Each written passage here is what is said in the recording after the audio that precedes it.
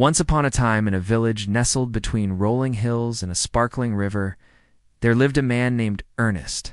Unlike most men of the village who were farmers or artisans, Ernest's sole ambition was to become rich. To him, money was everything. He believed that having more money meant having more power, more control over life. And he wanted that more than anything else. His wife, Catherine, was a kind-hearted woman who loved her husband dearly. She worked tirelessly alongside him in the fields, hoping their lives would improve, but Ernest was never satisfied.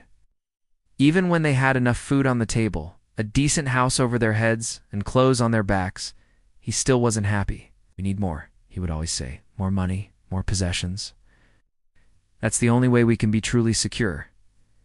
Catherine, though, couldn't help but feel that something was missing from their lives. Their two children, Thomas and Martha, were growing up without their father's love and attention. They saw him working in the fields, not with the joy of a man who loved his work, but with the desperation of a man possessed by an insatiable greed. One day, Ernest came across an old, weathered book that spoke about different ways to make money. He read about trading, investing, and even a bit of gambling. His eyes gleamed with excitement. "This is it," he exclaimed to Catherine, "the way to get rich quick." He started buying and selling small items, trying to make a profit. He invested his money in risky ventures, hoping for a huge return. And he even started gambling, trying his luck at the local tavern. At first, he made some money, and it fueled his greed even more. But soon his luck ran out. He lost everything. He owed money to people in the village. They taunted him, calling him a fool and a gambler. Desperate to make enough money to pay them back, he started taking loans at ever-increasing interest rates. Soon, he was trapped in a cycle of debt and desperation. Catherine watched helplessly as her husband's obsession with money took over his life. She tried to talk him out of it, reminding him of his family, the life they could have built together, but he wouldn't listen. "Don't you understand?" he would yell at her. "Money is all that matters. It can buy you happiness, power, and respect. That's all that I want." Years passed and Ernest became a shell of his former self. His obsession with making money had taken away his humanity, his kindness, and his compassion. He was now a bitter, angry man, ready to do anything to get his hands on some cash. Meanwhile, their children grew up to be fine young adults, but their father had missed it all. Thomas, who had inherited his mother's kind heart, became a healer. People from far and wide came to him seeking not just his medical expertise, but also his compassion and understanding. Martha, on the other hand, became a teacher, nurturing young minds and shaping their futures.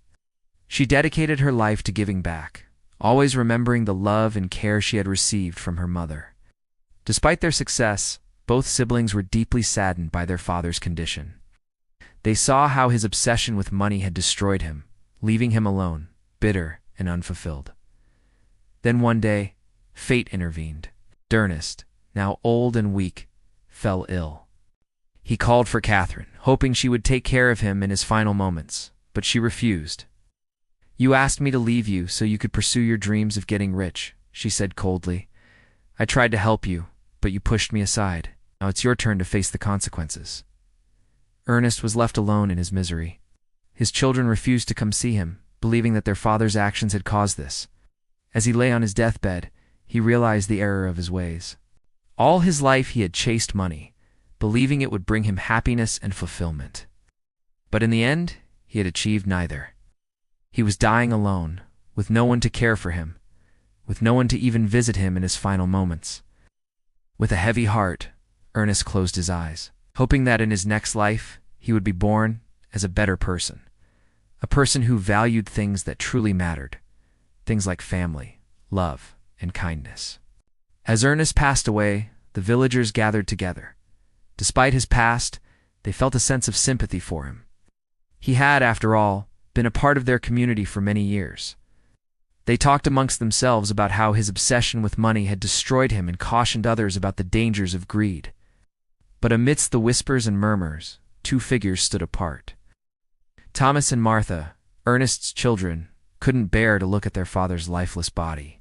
For them, he was already dead the moment he chose money over them, the moment he let greed take over his heart. "We don't need to attend his funeral," Martha said to her brother. He wouldn't have cared if we lived or died. Why should we waste our time on him now?